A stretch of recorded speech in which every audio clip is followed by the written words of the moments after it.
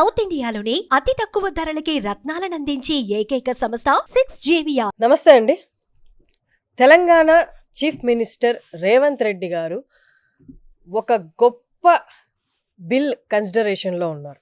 అదేంటి అంటే government employees ఎవరైతే ఉన్నారో వాళ్ళ జీతంలోని 15% అంటే 15% డైరెక్ట్ వాళ్ళ పేరెంట్స్ తల్లిదండ్రుల అకౌంట్లో పడేలాగా ఒక రివ్యూ చేస్తున్నారనమాట. ఇలాంటిది ఒకటి తీసుకురావాలి అని. కానీ ఇది ఎంతవరకు సాధ్యం అనేది ఇవాళ మనం చర్చించబోతున్నాం. మనతో ఉన్నారు లాయర్ డాక్టర్ బాలా గారు. నమస్తే అండి. నమస్తే. ఇలాంటి ఒకటి తీసుకొస్తే విని వెంటనే ప్రతి ఒక్కరికి ఆనందం కలుగుతుంది. దీనివల్ల తల్లిదండ్రులకు ఒక భరోసా, వాళ్ళ ఖర్చుల కోసం డిపెండ్ అవ్వాల్సిన అవసరం లేదు. వాళ్ళు కని పెట్టి పోషించినందుకు డైరెక్ట్గా వాళ్ళకి ఇస్తున్న వేతనం లాగే ఉంటుంది. కానీ ఇది ఎంతవరకు సాధ్యం, దీంట్లో మనం ప్రోస్ అండ్ కాన్స్ ఒకసారి మాట్లాడుకుందాం. అంటే ఇక్కడ 2 థింగ్స్ మనం చూసుకోవాల్సింది ఏంటంటే, పేరెంట్స్ని చూసుకోవాల్సిన బాధ్యత వాళ్ళ పిల్లలది అనేది సుప్రీంకోర్టు కూడా చాలా సందర్భాలలో ర్యాపిడ్ ఆఫ్ జడ్జ్మెంట్స్ ఇవ్వడం అయితే జరిగింది. ఈవెన్ మీకు సీనియర్ సిటిజన్ యాక్ట్ ఒకటి వచ్చింది. ఎందుకు సీనియర్ సిటిజన్ యాక్ట్ వచ్చింది అంటే, తల్లిదండ్రుల్ని పోషించాల్సిన బాధ్యత, తల్లిదండ్రులను చూసుకోవాల్సిన బాధ్యత వాళ్ళ పిల్లల మీద ఉంది చెప్పేసి. అయితే ఇక్కడ 2 థింగ్స్ మనం చూసుకోవాలి. ఆ పిల్లలకి సంపాదించే ఫెసిలిటీస్ని క్రియేట్ చేయాల్సిన బాధ్యత ఎవరి మీద ఉంది? మళ్ళీ స్టేట్ మీద ఉంది. అలానే ఆ పిల్లలు ఒకవేళ సంపాదించి ఇంకొకరికి పెట్టుకోలేని కెపాసిటీ లేనప్పుడు వాళ్ళ తల్లిదండ్రులను చూసుకోవాల్సిన బాధ్యత ఎవరి మీద ఉంది? మళ్ళీ స్టేట్ మీద ఉంది. So end of the day ఎటు తిరిగి చూసినా state have a responsibility to protect each and every citizen or that is their state. ఎందుకు అంటే it is a welfare basically. అయితే ఇందులో కొన్ని సందర్భాలు ఉన్నాయి. అంటే తల్లిదండ్రుల ఆస్తులు వాళ్ళు సంపాదించి పిల్లలకిచ్చి పిల్లలు పట్టించుకోక చూసుకోక ఇలాంటి ఉన్న సందర్భాలలో దానికోసం సీనియర్ సిటిజన్ యాక్ట్ అని ఒకటి తీసుకొచ్చారు. ఆ సీనియర్ సిటిజన్ యాక్ట్ మీకు ఏం చెప్తుంది? సపోజ్ మీ పిల్లలకి మీరు ఆస్తి రాసేసిన తర్వాత కూడా ఆస్తిని మళ్ళీ మీరు తిరిగి తీసుకోవచ్చు. మిమ్మల్ని వాళ్ళు పోషించకపోతే, మిమ్మల్ని వాళ్ళు చూసుకోకపోతే, మిమ్మల్ని వాళ్ళు ప్రేమగా పట్టించుకోకపోతే, ఇవన్నీ కన్సిడరేషన్లో ఏ మాత్రం మీరు ఎఫెక్ట్ అయినా, ఏ మాత్రం మీరు ఫీల్ అయినా, బాధపడినా, you can go and file a application before revenue department. రెవెన్యూ డిపార్ట్మెంట్లో మీకు ఆర్డీఓ ఉంటాడు. ఆర్డీఓ దగ్గర అప్లికేషన్ ఫైల్ చేస్తే అతను కాల్ చేస్తారు, వస్తారు. ఏమైనా మీ పిల్లల్ని చూసుకోవట్లేదు అంటే వినలేదనుకోండి, డెఫినెట్గా ఆయన వాళ్ళకి పవర్ ఉంటుంది. అది ఒకటి. నా ఎందుకు ఇప్పుడు రేవంత్ రెడ్డి గారు ఇలాంటి స్కీమ్ తీసుకురాబోతున్నారు అన్నదాన్ని చూసుకుంటే, గవర్నమెంట్ ఎంప్లాయీస్లో మీరు ప్రీవియస్గా ఒక 30-40 ఇయర్స్ నుంచి మీరు అబ్జర్వ్ చేస్తే, పిల్లల్ని కష్టపడి తల్లిదండ్రులు పెంచుతారు. పెంచాక వీళ్ళకి ఉద్యోగాలు వచ్చిన తర్వాత ఒక స్థాయికి వెళ్ళిపోయాక ఆ తల్లిదండ్రులను పట్టించుకోకుండా వదిలేసిన సందర్భాలు కోకొల్లలు ఉన్నాయి. సో అలాంటి వికారమైన కథలు చాలా మనం చూస్తున్నాం. సినిమాలో చూసాం, లేకపోతే సీరియల్స్లో చూస్తుంటాం, నిజ జీవితాల్లో చూస్తుంటాం. ఇలాంటి ఇన్సిడెంట్స్ ఏమైనా ఆయన దగ్గరకు వచ్చి ఉండొచ్చు. సో దానివల్ల చీఫ్ మినిస్టర్ కాబట్టి ఒక లెజిస్లేటర్గా, ఒక ఎగ్జిక్యూటివ్ అథారిటీగా ఆయన ఉన్నప్పుడు ఒక థాట్ వచ్చి ఉండొచ్చు మైండ్లో. గవర్నమెంట్ ఎంప్లాయీస్ పేరెంట్స్కి వీళ్ళ వచ్చే శాలరీలో డైరెక్ట్గా 15% వాళ్ళకి ఇచ్చేస్తే ఈ ఇష్యూసే ఉండవు కదా. అంటే లిటిగేషన్ ఎప్పుడు కూడా మిటిగేట్ చేయాలి. లిటిగేషన్ పాలసీ 2015 అని ఒకటి ఉంది. లిటిగేషన్స్ని తగ్గించాలి. కోర్ట్స్ బాధ్యత కానీ, లేకపోతే ట్రిబ్యునల్స్ బాధ్యత కానీ, ఆర్బిట్రేటర్ బాధ్యత కానీ, మీడియేటర్ల బాధ్యత కానీ, ఎగ్జిక్యూటివ్ బాధ్యత కానీ, ఇష్యూస్ లేకుండా పీస్ అండ్ ట్రంక్వాలిటీగా సొసైటీని జనాల్ని పెట్టే బాధ్యత వాళ్ళది. సో కాబట్టి ఈ ఇష్యూస్ని ఎంత తగ్గిస్తే మీకు అంత సొసైటీ బాగుంటుంది, పీస్గా ఉంటుంది. సో అందుకోసం ఇప్పుడు గవర్నమెంట్ ఎంప్లాయీస్లో ఉన్న తల్లిదండ్రులు చాలా మంది మెయింటెనెన్స్ ఇవ్వకపోవడం, పిల్లలు పట్టించుకోకపోవడం, వీళ్ళు రకరకాల ప్లేసెస్లో ట్రాన్స్ఫర్ అవుతుంటారు. వాళ్ళ పిల్లల్ని ఉన్నత చదువులు చదివించాలని చెప్పేసి కోట్ల రూపాయలు, లక్షల రూపాయలు డొనేషన్స్ కట్టి లంచాలకి పాల్పడి రకరకాలు జరుగుతుంటాయి. సో ఇలాంటి సందర్భాలలో తల్లిదండ్రులు పట్టించుకునే పక్షాలు చాలా ఉన్నాయి. అది మీకు లోయర్ క్యాడర్ ఎంప్లాయీ దగ్గర నుంచి హై క్యాడర్ ఎంప్లాయీ వరకు జరుగుతున్నాయి. ఇలాంటి సందర్భాలలో ఇలాంటి స్కీమ్ వస్తే ఒకవేళ నిజంగా ఏ తల్లిదండ్రులు అయితే కష్టపడి డబ్బులు సంపాదించి పిల్లల కోసమే మొత్తం తన జీవితాన్ని దారబోసి చదివించి వాళ్ళని ఒక ఉన్నత స్థాయికి తీసుకొచ్చిన పేరెంట్స్ పట్టించుకోకుండా తల్లిదండ్రులు ఉంటారు చూసారా, వాళ్ళకు ఒక ఊరట లాంటిది. ఎందుకంటే డైరెక్ట్గా వాళ్ళు ఎవరిని అడగాల్సిన అక్కర్లేదు. వీళ్ళ ట్రెజరీ నుంచి ఇంకొక అకౌంట్ క్రియేట్ చేస్తారు, ఇంకో హెడ్ క్రియేట్ చేసి ఇలా బ్యాంక్ అకౌంట్స్ కి మొత్తం బ్యాంక్స్ కి పంపించేస్తారు, డైరెక్ట్ క్రెడిట్ అయిపోతుంది. సార్ అయితే నాకు ఇక్కడ 2 డౌట్లు. పేరెంట్స్ వైపు నుంచి చూసుకుంటే ఎవరైతే నిజంగా అవసరంలో ఉన్నారో వాళ్ళకి గొప్ప ఊరట ఇది, ఖచ్చితంగా ఇది కానీ ఈ స్కీమ్ కానీ ఇంప్లిమెంట్ అయితే.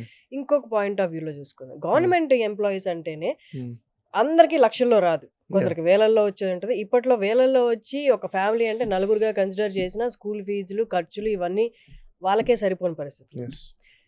అదే తల్లిదండ్రులకు ఇంకొక కొడుకుండి ఆయన బిజినెస్‌లో బాగా వెల్ సెటిల్ అయ్యి, ఆయన కోట్లు గడిస్తూ ఉన్నప్పుడు, ఓన్లీ ఈ బ్యాంక్ ఎంప్లాయీ సారీ ఈ గవర్నమెంట్ ఎంప్లాయీకే ఈ స్కీమ్ పెట్టి, ఉన్న దాంట్లో ఇంకొంచెం తీసి పేరెంట్స్‌కేసి, ఇంకో కొడుకు ఎవరైతే బాగా సెటిల్ అయ్యి ఉన్నారో ఆయనకి ఎలాంటి బాధ్యత లేకుండా అంటే వదిలేస్తే ఇక్కడ ఇక్కడ 2 ఒక థింగ్స్. అన్యాయం ఉంది కదా! లేదు ఇక్కడ 2 థింగ్స్ ఉన్నాయి.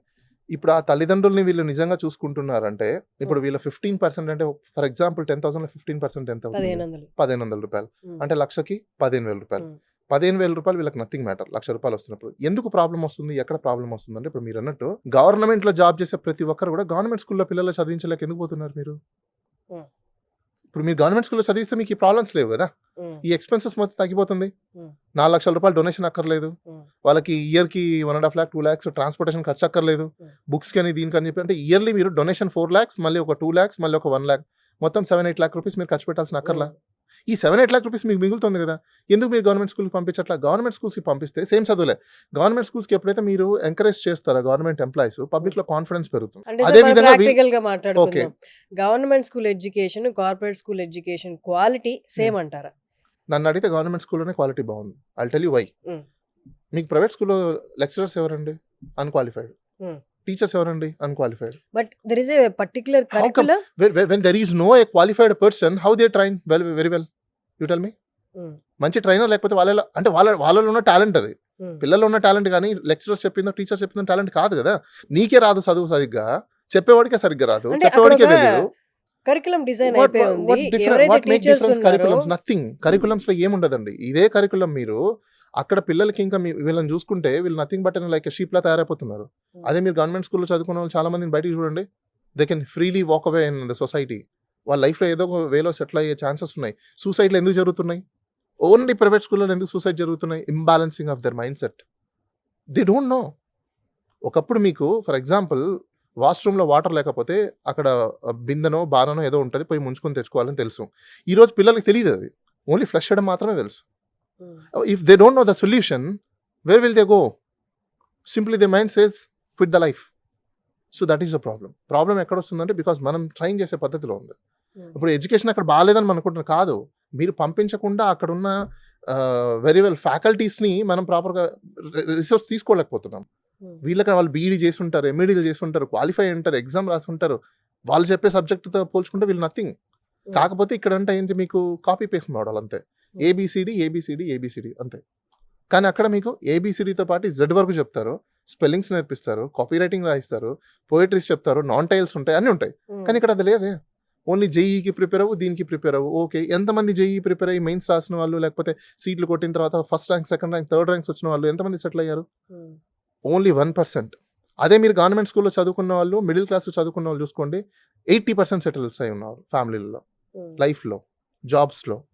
మిగతా వీళ్ళందరూ తీసుకోండి, తల్లిదండ్రులు సంపాదించున్నారు కాబట్టి ఖర్చు పెట్టున్నారు. 30 ఇయర్స్ వచ్చినా ఫ్రీ వాక్ తిరుగుతున్నారు, జాబులు లేవు, మళ్ళీ పెళ్లి చేసుకుంటారు, మళ్ళీ వాళ్ళకి పిల్లలు వస్తారు, మళ్ళీ వాళ్ళు గొడవ పడతారు, ఇన్కమ్ లేక విడిపోవడం, డైవర్స్.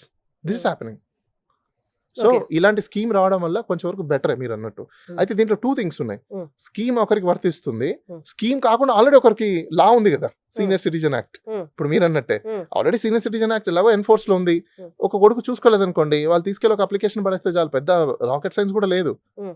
ప్రతి తల్లిదండ్రులకు నేను చెప్పేది ఒకటే, మీ రెవెన్యూ డిపార్ట్మెంట్ దగ్గరికి వెళ్ళి Hmm. మీ పిల్లలు ఎవరైనా చూసుకోకపోతే, అది అమ్మాయి అయినా అబ్బాయి అయినా, మీరు అక్కడికి వెళ్ళి ఒక అప్లికేషన్ ఫైల్ చేయండి. సీనియర్ సిటిజన్ యాక్ట్ కింద వాళ్ళే వచ్చి మిమ్మల్ని మంచిగా చూసుకుంటారు, మీకు కావాల్సిన ఎమ్యూనిటీస్, ఫెసిలిటీస్ అన్ని కూడా ప్రొవైడ్ చేస్తారు. ఓకే.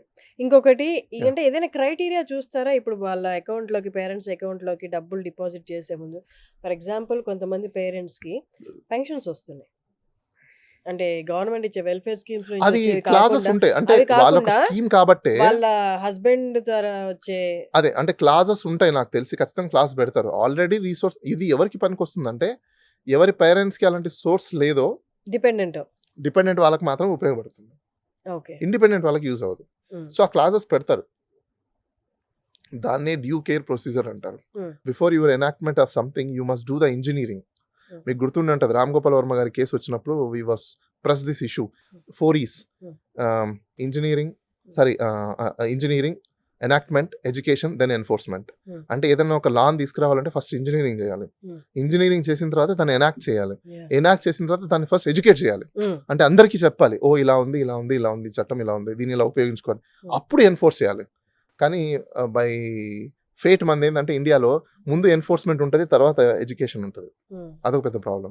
సో ఈ స్కీమ్ కానీ ఇంప్లిమెంట్ అయితే మీరు అన్నట్టు మేబీ వాళ్ళు ఎడ్యుకేషన్లోనే ఎక్కువ స్పెండ్ చేస్తారు సగటు ఫ్యామిలీ. Yeah. ఎడ్యుకేషన్ మీద, తర్వాత మెడిసిన్ మీద, వాళ్ళకి ఏమన్నా ఎయిల్మెంట్స్ ఉంటే దాని మీద. సో ఈ ఎడ్యుకేషన్ అనేది గవర్నమెంట్ స్కూల్కి పంపించడం ద్వారా వాళ్ళకి చాలా వరకు సేవ్ చేసుకోగలిగితే, ఇన్ రిటర్న్ గవర్నమెంట్ స్కూల్ మీద ఎక్కువ ఇన్వెస్ట్ చేసి ప్రతి సంవత్సరం దానికంటే ఎక్కువ బడ్జెట్ పెట్టాల్సి వస్తుంది గవర్నమెంట్. అబ్సల్యూట్లీ ఫ్రీ కదా ఎడ్యుకేషన్. కాన్స్టిట్యూషన్ లో మనకి అంటే దాని క్వాలిటీ మెయింటైన్ చేయాలి అంటే యాక్చువల్ గా డిపిఎస్పి ఇప్పుడు మనము వీళ్ళు ప్రతి పొలిటీషియన్ 1960s నుంచి వాళ్ళ మేనిఫెస్టో ఏంటండి? Free education, free health, development. ఇది కదా ముందు. ఫ్రీ అంటే ఫ్రీ ఎడ్యుకేషన్, ఫ్రీ హెల్త్.